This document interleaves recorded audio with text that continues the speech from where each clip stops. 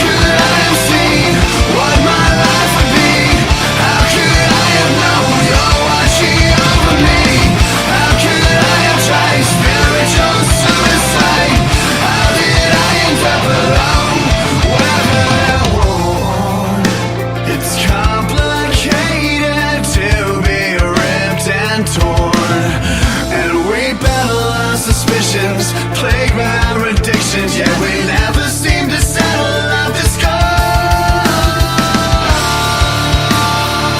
It's already too late, separated by fate, waking up in new ways, broken by my confidence. How could I have seen what my life would be? How could I have known you're watching over me? How could I have tried spiritual suicide? How did I end up alone?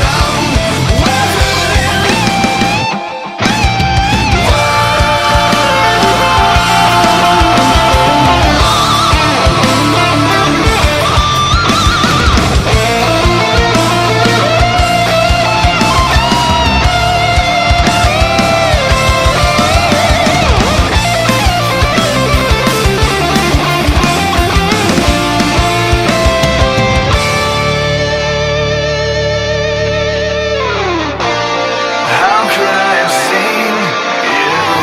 How could I have known you're watching over me? How could I have tried spiritual suicide? How did I end up alone? How could I have seen what my life would be? How could I have known you're watching over me? How could I have tried spiritual suicide? How did I end up alone?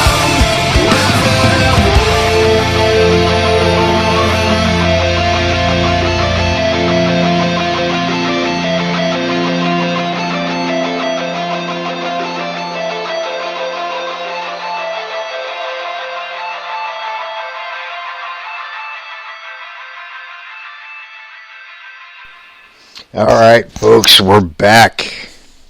By the way, just to throw this out there real quick, I recently got a copyright complaint because some of the music that I played on my hard rock show, Ghost House Hard Rock Den,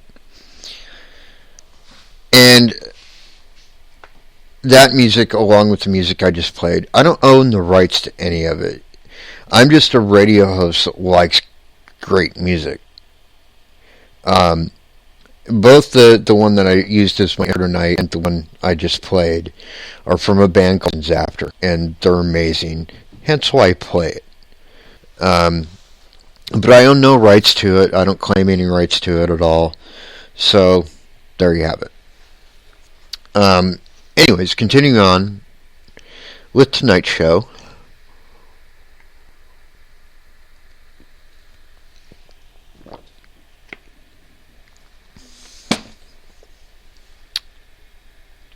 A lot of people have theorized that crossing over is like going over a long bridge, or like stepping through a door. I don't think it's that extreme or heavy. I think it's much closer to like stepping through a curtain. Like I said before, I think it's a lot more like you're still in the same room, you just can't see each other anymore. Or at least most can't see each other anymore. But you can sense each other, you can hear each other. I think that's a much better analogy, personally, for what it is. Because they're still there, you just don't see them. And to be clear, I don't see spirits that have crossed over,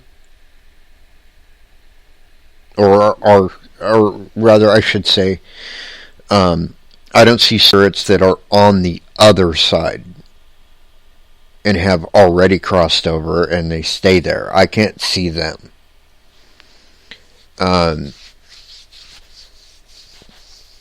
The spirits I do see, however, are the ones that have either just remained here or have crossed over and come back, and they're just on the other side of that thin membrane between living and spirit.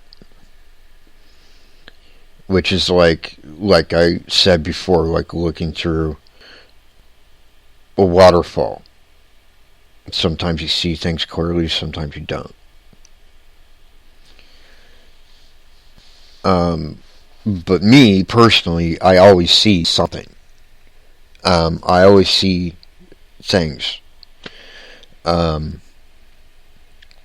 Spirits and other things as well. Like I explained the whole Graveling thing and the shade thing on a previous show. Gravelings being the little shadow figure with the glowing orange-red eyes that was captured in a still photograph in one of the episodes of Ghost Adventures. I think when they went to Moundsville Penitentiary.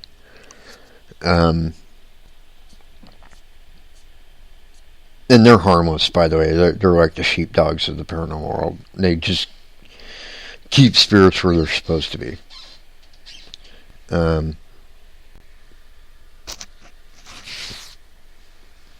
In other words, keep them from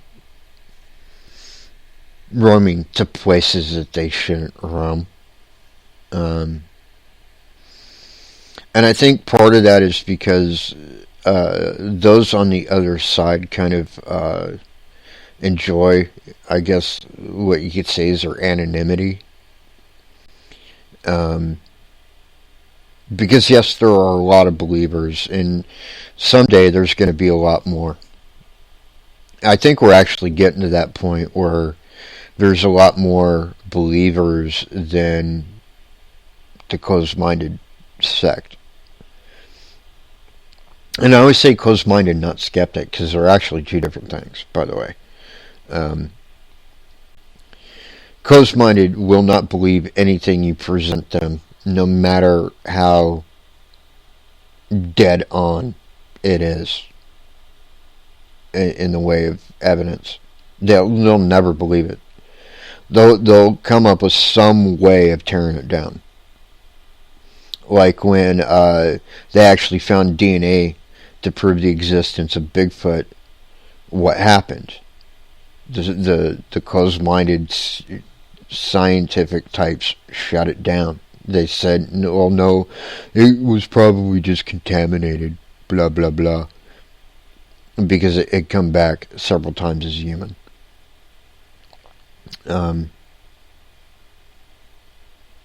Or human enough. But, and I don't believe that Bigfoot is actually a physical creature in that sense anyways, but I digress. I think you see my point there. You know, they always find a way to tear it down. Skeptics, however, are different, because a skeptic, they're believers, but they're not convinced. And therefore, they want to scientifically prove they exist.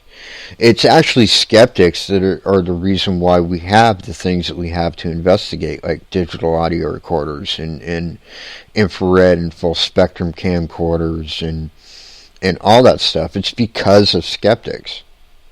Because they are seeking to prove it. They want to see proof. That's the only way they're ever going to be convinced. And that's okay. I don't have at all a problem with that. I'm grateful for it, in fact. So don't ever think that I'm picking on skeptics, because there's actually a difference. But the closed-minded are...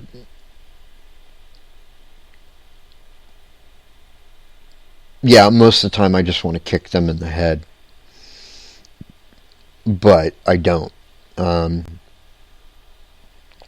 Because I kind of pity them too. Because they'll never see this beautiful mosaic of the spiritual world that most of us in the paranormal community get to interact with on a nightly basis. They'll never experience the things that we do.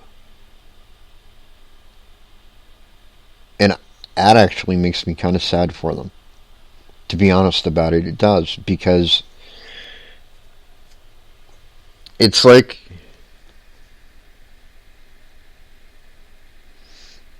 if a Native American were to be transported through time from like the 1800s till now, how sad would they be to see the land the way that it is?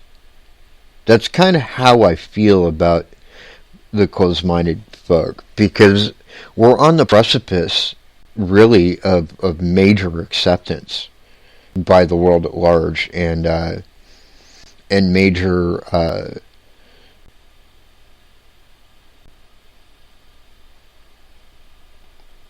what's the word I'm looking for?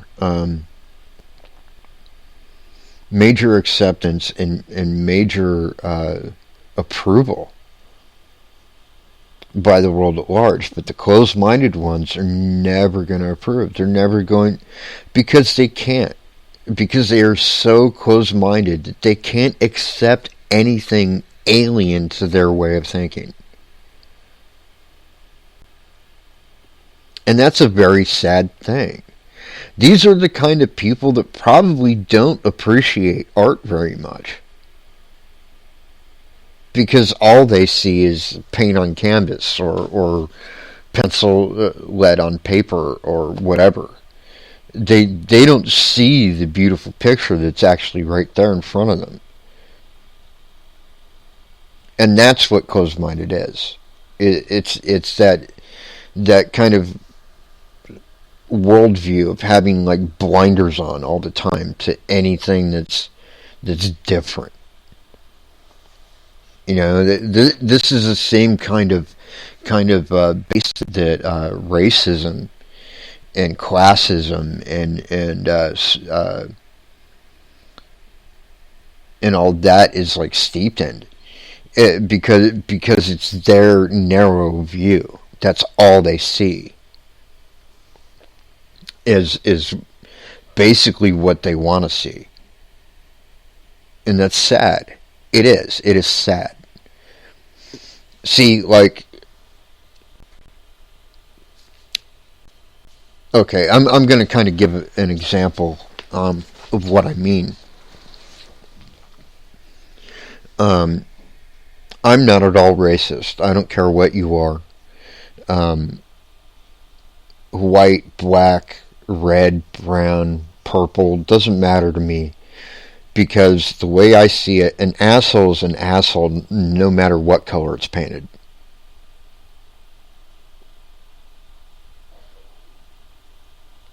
It's as simple as that. And I find it to be very sad that, you know, there are people out there that hate other people because they're not black, or hate other people because they're not white, or hate other people because they're not Hispanic. It is the most fucking stupid thing. It really is. And it's the same kind of thing with these closed-minded people about anything paranormal. You know, it's that same kind of narrow-mindedness, really. In the way that, like,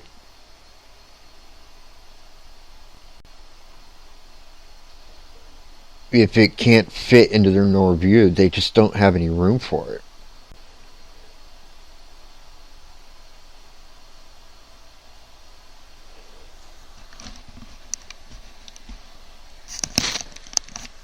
By the way, I have kind of a funny joke.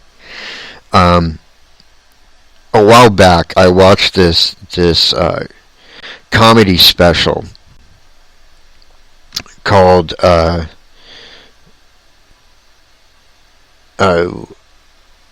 American Indian Comedy Jam.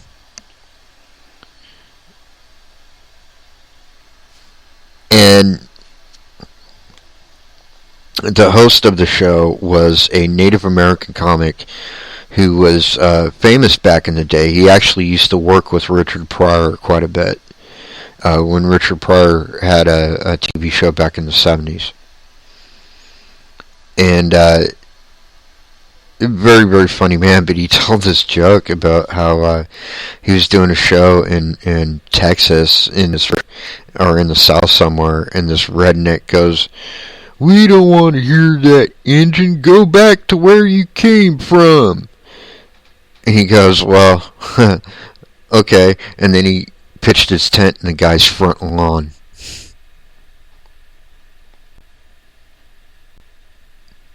Because that's where he came from.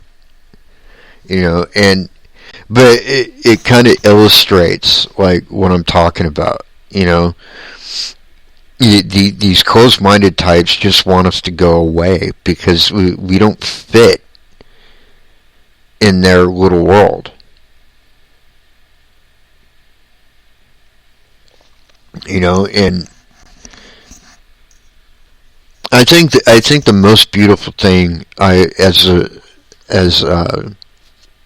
aside from actually investigating and interacting with spirits, that is, I think one of the more beautiful things I've gotten to experience, at least over the past couple of years, was actually experienced at the Ohio Paranormal Gathering, because it was really about paranormal unity.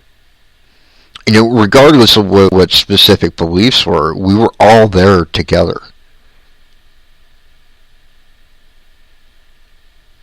Everybody was there together under one roof, and that's a very beautiful thing. The whole idea of paranormal unity, or para-unity as we like to call it, is a beautiful thing,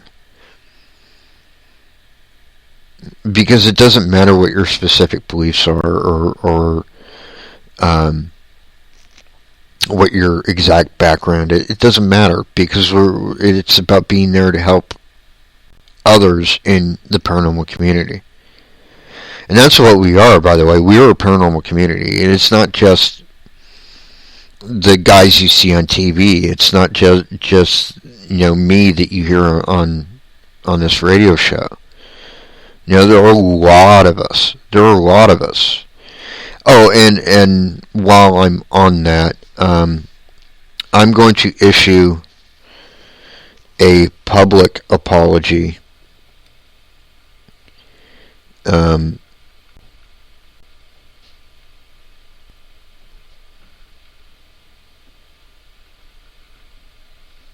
here in just a moment, because I kind of messed something up. I'm kicking myself because I was really looking forward to this for a while, but I'm like on native time. Like I couldn't even tell you what day it is today without looking. Honestly.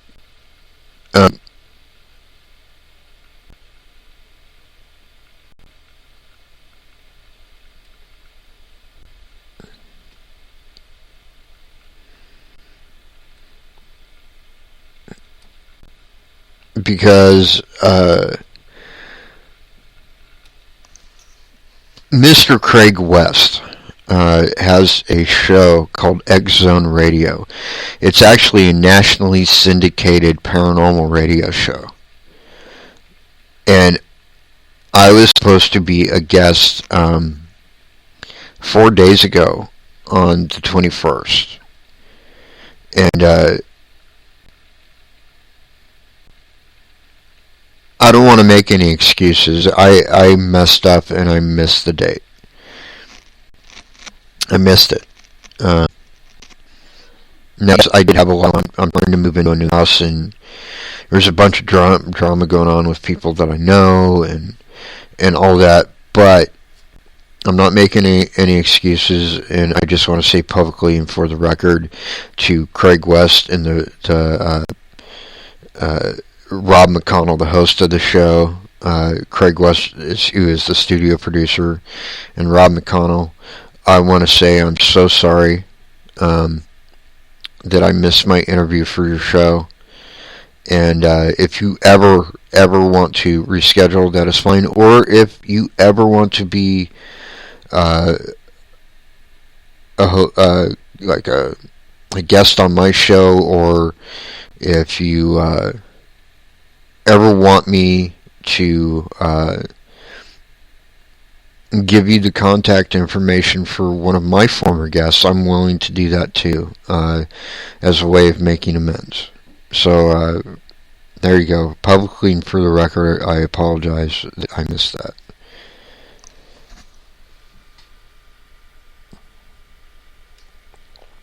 Okay, so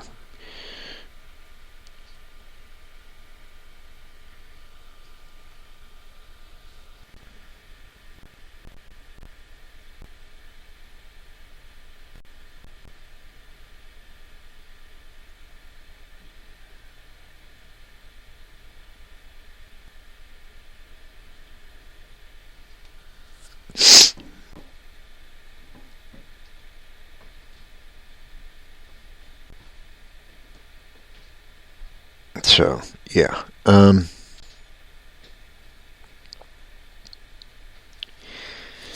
Anywho,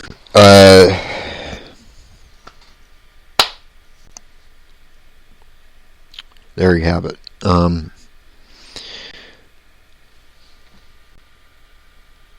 Now back to the show.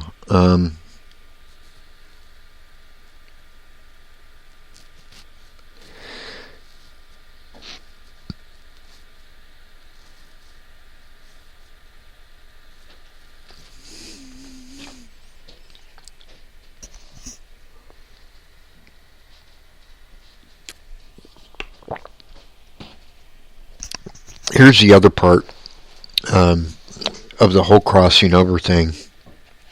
There's never made sense to me why people even believe that. That they're trapped because they can't cross over, yada yada yada. If that were true, then how come there are so many hauntings?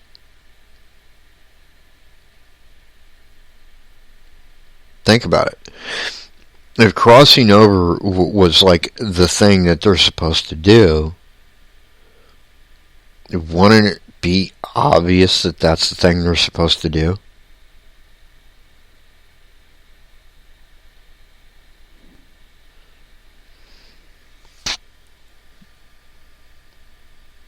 And if that's why they're all here is because they haven't crossed over, then why? Why haven't they crossed over? I mean, I'm just saying, by that way of thinking, it makes it sound like crossing over is like this majorly difficult thing that only like a select few here and there can accomplish. I don't believe that at all to be true. As I said before, I think they can cross over and back at will. But it just, that whole like thought process just doesn't make any sense to me, is all I'm getting at.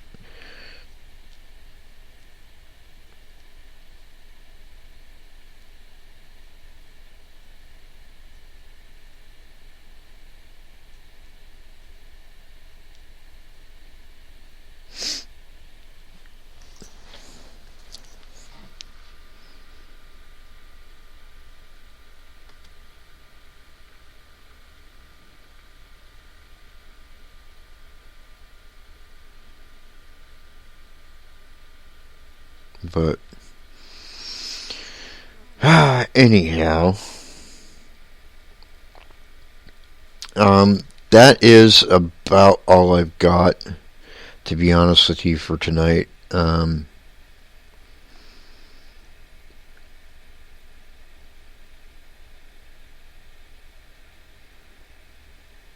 actually dead tired. I worked a double today, so that's probably not helping.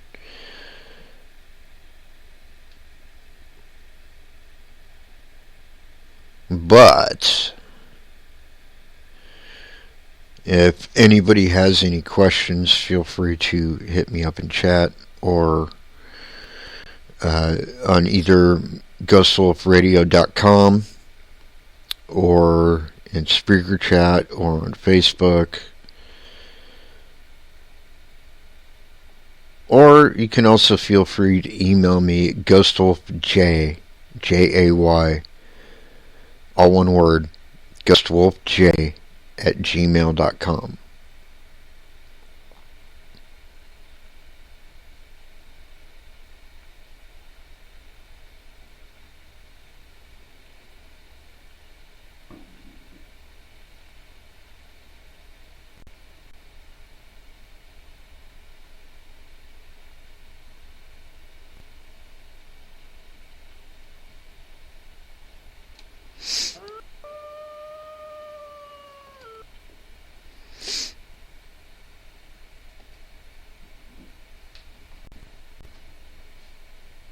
Okay, that's a good question.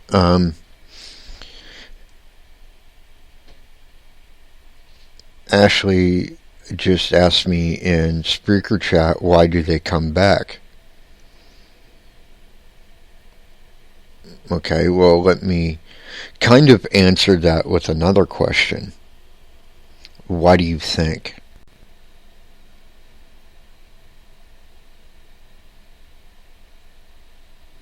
Seriously, let me put it to you another way. If you were to die, let's say right now, this very second, you were to die, your family, however, is still alive. Everyone you've ever loved and about is still alive.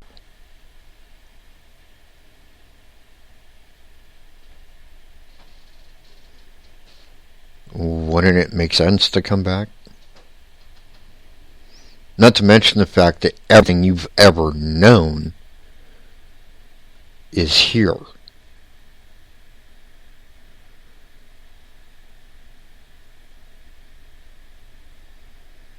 And it's probably as much a rush for them as it is for us. And it's probably like entertainment for them. Honestly, it probably is. Because if you think about it, why else would spirits hunt here for like hundreds, thousands of years even?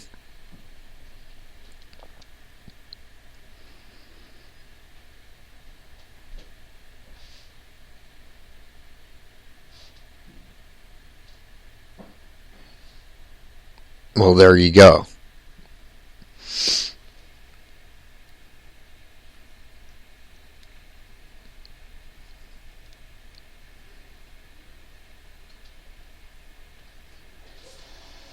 I mean, if you think about it in a logical way, okay, what happens when I'm investigating, okay, and I'm doing an EVP session, or I'm using one of the apps on my phone, and a spirit comes through, and I'm actually having a conversation with a spirit, the way I feel about it, personally, whenever that happens, is like I am interacting with history. And I love history.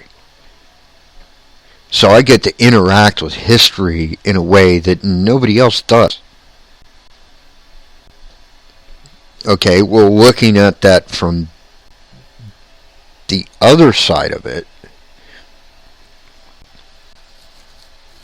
from their perspective, they're interacting with the future.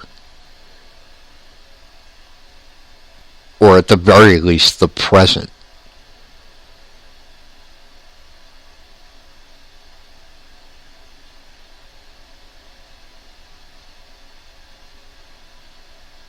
That's kind of a rush.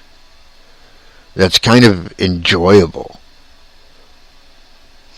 And I'll tell you something else, and this is what I honestly believe too, is that the reason why spirits have called for me and called for my team by name is, A, we don't provoke, we use the history to fashion our questions, and we thoroughly enjoy it. And it shows, not only in how we treat ourselves, but also in how we treat them. And they want more. Because it's a rush for them too.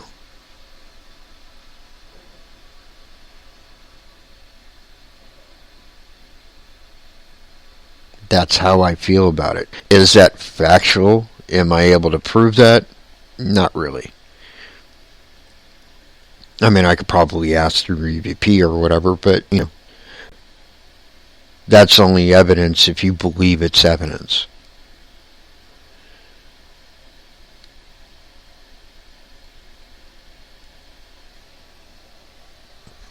And for the record, to further answer your question, if I were to die, I'd tell you exactly why I would come back. And it wouldn't be any secret, because I've said it before, and I'll say it 1,000 more times probably. I'd come back just to fuck with newbie investigators that don't really know what the fuck they're doing. I'd school me some youngsters.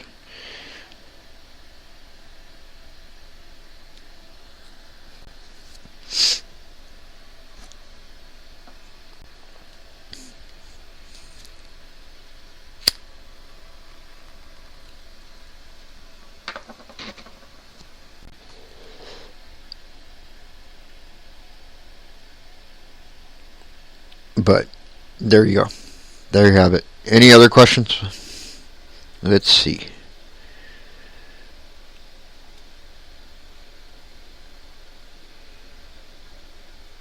Nope, doesn't appear so. Okay, so I've got about 6 minutes left, folks. So what I'm going to do is go ahead and call it a night. I will see you all next week. I don't know what I'm doing for both shows, but Sunday is going to be Ghost Towns. I'm going to try to have a guest on my show Monday night, but I haven't talked to the person yet, so I don't know. We'll kind of see how that goes. But until next time, my pack, my tribe, peace out.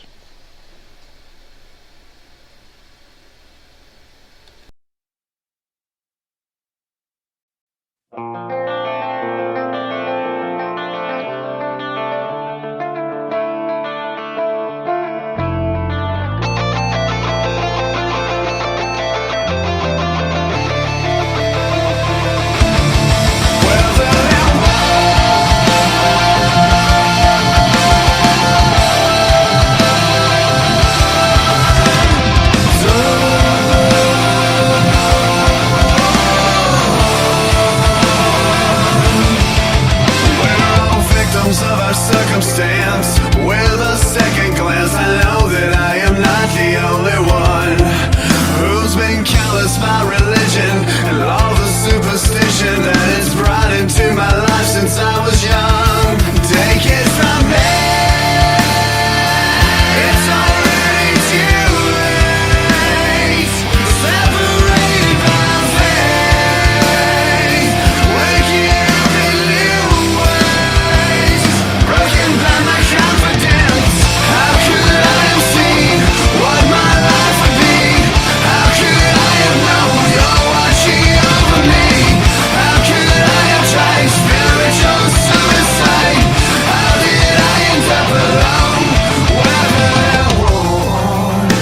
It's complicated to be ripped and torn, and we battle our suspicions, plagued by our addictions, yet we